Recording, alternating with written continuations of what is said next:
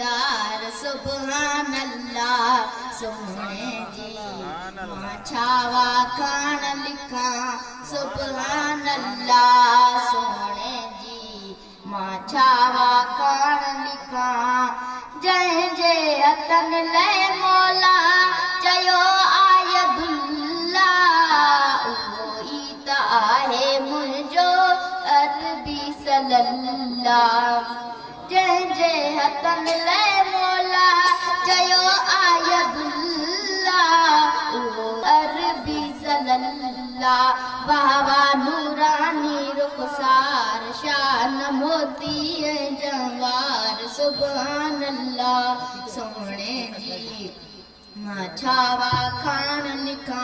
सुभान अल्लाह सोहणे जी मां छावा खान लिखा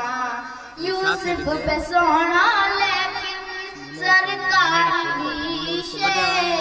वॾो हा चयो वियो चेहरे महबूब जे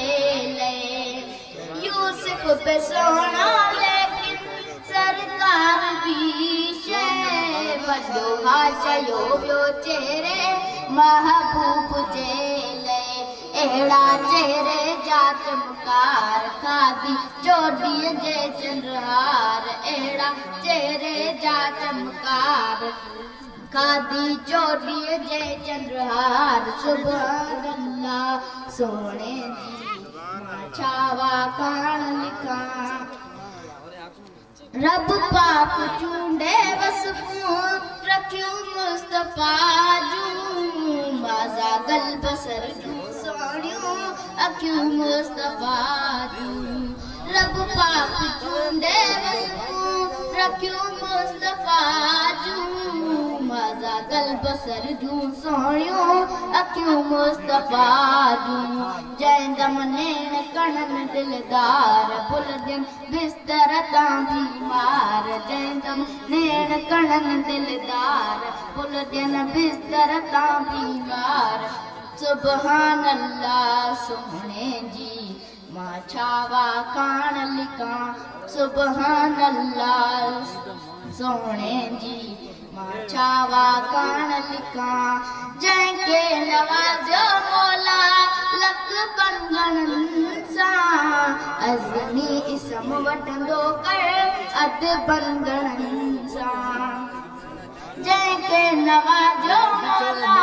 लख बंगणनि सां अज़मी इसम वठंदो कर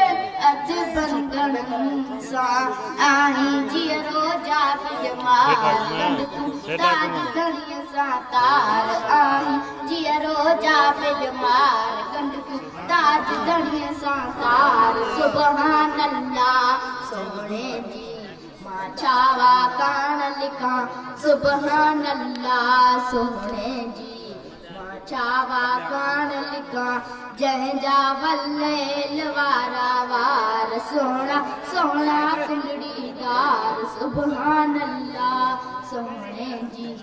मां छावा खान लिखा।